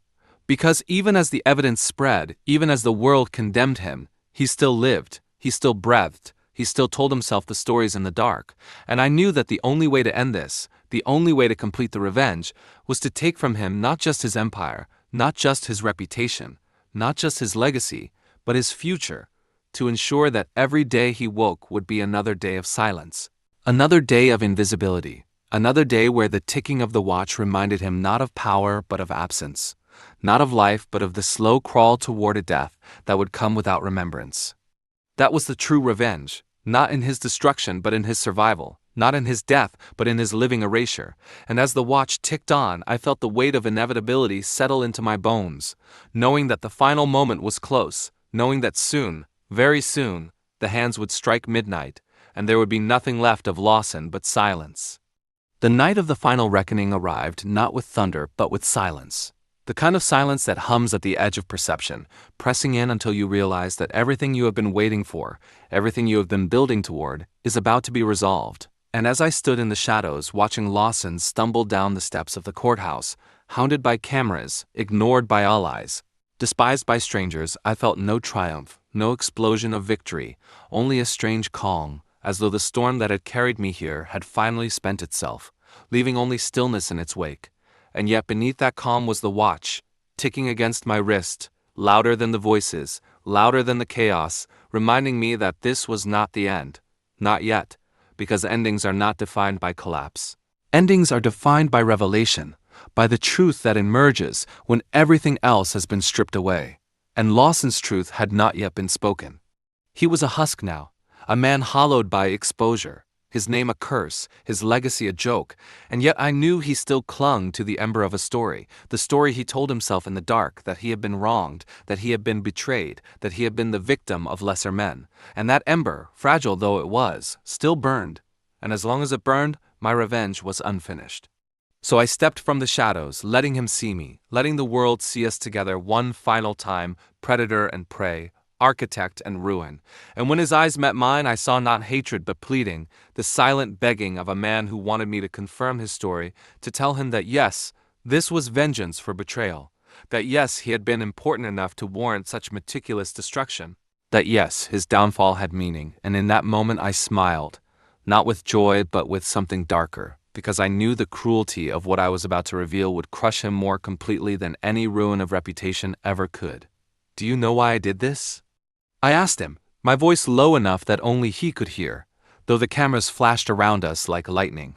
He tried to speak, his lips trembling, but no sound emerged, and so I leaned closer, let the words drip like poison into his ear. It wasn't because you betrayed me, it wasn't because you stole from me. It wasn't even because you destroyed my life all those years ago. Those were just the excuses. The truth is, Lawson, I did this because you reminded me of him. He flinched as though struck, confusion clouding his features, because he did not yet understand, but I pressed on, the words pouring out now with a weight that felt like confession, like exorcism. My father, the man who raised me, the man who broke me before you ever had the chance. He was you, Lawson, arrogant, cruel, hungry for power. He built his life on the backs of others and then discarded them when they no longer served him. And when I was a boy, I watched him take everything from my mother, strip her of dignity, grind her into dust, and when she was gone, he turned on me. You think I chose you as my enemy? No, you were chosen for me long before we ever met. You became the vessel for a revenge that was never truly yours. I watched as comprehension dawned, slow and agonizing, the realization that his life had not been destroyed because of his choices alone, but because he had been a mirror, an echo of a ghost who had died decades ago. And in that realization I saw the ember flicker, saw the story unravel. For how can a man see himself as the tragic hero when he learns he was never the protagonist at all, merely a stand-in for someone else's reckoning? His knees buckled, and for a moment I thought he would fall, but he steadied himself against the stone wall of the courthouse, his breathing ragged, his eyes wide with the horror of irrelevance, and I knew the first twist had landed, knew that I had taken from him not just pride but meaning, the one thing a man cannot live without. But there was more. There had always been more. Because even as I spoke those words, even as I revealed the truth of my vengeance, I felt the weight of the watch grow heavier, the ticking louder, as though reminding me that I too was caught in a story, that I too was bound by inevitability. And it was then, in that moment of shared ruin, that I understood the second twist, the one even I had not fully seen until it was upon me. This revenge had never been about Lawson, nor about my father, nor even about the betrayals and wounds that had carved me into the man I had become. It had been about survival, about the unbearable truth that without an enemy I did not exist, that my life had been built not on creation but on destruction, not on love but on vengeance, and that in erasing Lawson I had also erased myself. The watch ticked, marking not his downfall but mine, because when the hands struck midnight and Lawson was nothing, I too would be nothing, a man who had defined his existence by hatred and had nothing left when hatred was gone. I saw it then in Lawson's eyes, the cruel reflection, the irony sharper than any blade. He, ruined and erased, suddenly saw what I was just beginning to realize, that in destroying him I had bound myself to him forever, that my victory was also my prison, that I would never be free of him because freedom requires purpose, and my purpose had been consumed in the fire of revenge. He began to laugh, a broken, wheezing laugh, but laughter nonetheless, and it cut through me deeper than any plea could have, because in that sound I heard not defiance but recognition, the recognition that we were the same, bound not as enemies but as mirrors, each the shadow of the other, each destroyed by the same hunger. And in that moment, I understood the final cruelty of fate, that revenge does not end with triumph, it ends with emptiness, and the only victor is the silence that follows. The cameras flashed, the crowd shouted, but all I could hear was the ticking of the watch, steady, merciless, and as the hands inched closer to midnight, I knew that there would be no closure, no satisfaction, no redemption. There would only be this. Two men standing in the ruins of their lives, one stripped of legacy, the other stripped of self, and the watch, the eternal witness, marking the seconds until even memory fades. And as I turned from him, leaving him crumpled on the courthouse steps, I felt the weight of inevitability settle into my bones. Not the inevitability of victory, but of erasure. And I knew that the true revenge had not been mine against him or his against me, but time's against us both, because in the end, no matter how fiercely we fight, no matter how carefully we scheme, the watch always wins. If you enjoyed this story, please give a thumbs up to the video and consider subscribing to the channel for more powerful true life stories.